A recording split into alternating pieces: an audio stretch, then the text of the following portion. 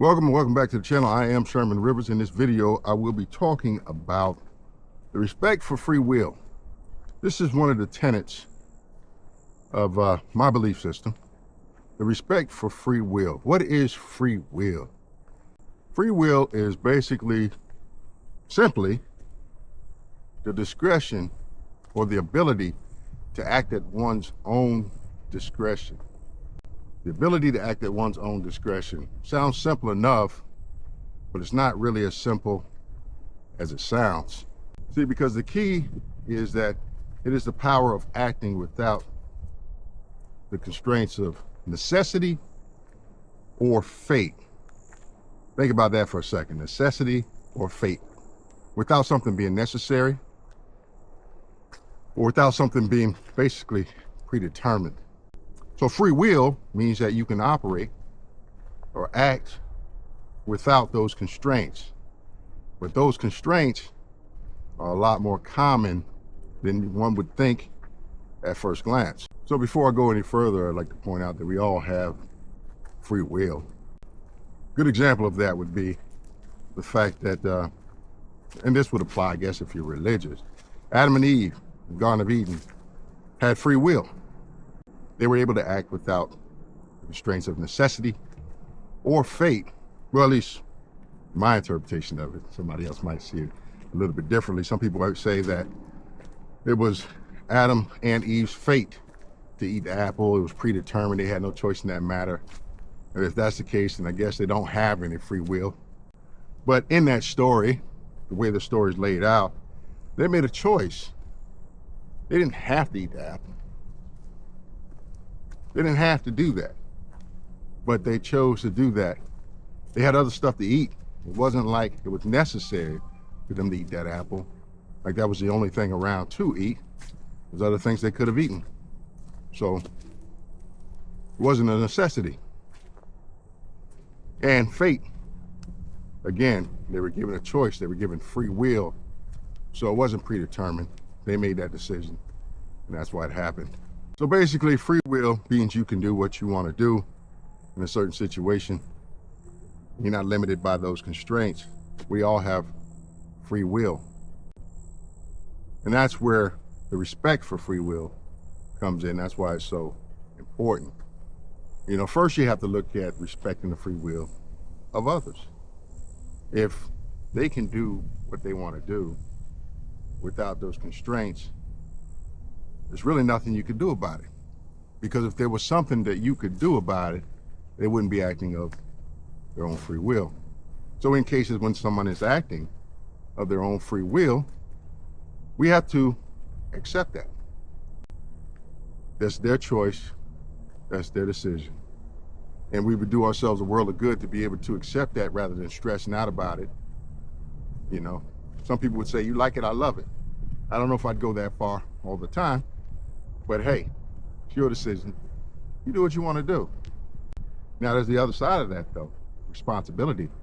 Since you have free will and you can do what you want to do, then you accept responsibility for your own actions.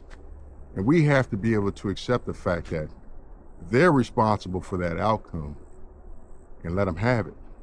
Let them deal with it. That's accepting the free will of other people. But on the flip side of that, we have to demand that other people accept our free will. If we have the ability to do what we want to do without those constraints, the only way that those constraints don't exist is if we demand that others respect our free will and not allow them to impose those constraints on us.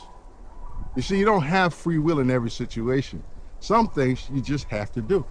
And depending upon your age and station in life, the list can vary. But when in situations where that you do have the ability to exercise your free will, you got to demand that others give you the room to do that. You kind of got to shake them off a little bit, right? They have to accept the decisions that you make of your own free will. And then there's the flip side to that. You have to accept the fact that you're responsible for the outcome, the repercussions, the consequences of those actions. You got to realize it's just kind of like the security and freedom paradigm. You exercise your free will, you did it, it's on you. You're responsible for what happens after that. But in any case, you have to demand that others respect your free will. So you respect the free will of others, and you demand that others respect your free will. But I think the message here is, it's kind of like talent. Free will is kind of like talent. Use it or lose it. Because once you condition yourself to operate outside of that, or within those constraints, your ability to act freely of your own will gets smaller, smaller, and smaller. Not because the world or the universe or reality or whatever you want to call it is shrinking that, because you are. You're limiting your own self. You've reduced your own ability to express your free will. And if you're not careful, you're going to be on somebody else's program instead of your own. It can happen pretty easily. But that paradigm is a sovereignty paradigm. Imperium paradigma. Every man is sovereign, or at least he should be. But that sovereignty can be relinquished easily. And then you become subject to another man or woman or community, whatever that might be. But no longer are you sovereign, you become the subject. Don't get it twisted. It's not, being sovereign doesn't mean that you're not subject to any laws. It just means that you make decisions for yourself. You control what's within you. Sovereignty is an inner thing. It's within. Because there's other laws that we operate by. Natural law, common law, ton of different laws that will act against you, whether you like it or not. But each and every one of them is external. The only place that these laws don't rule is within, because that's your territory.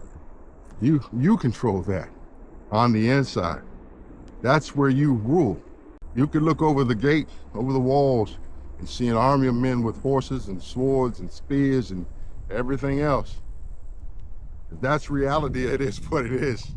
And you might want to get ready for what's coming.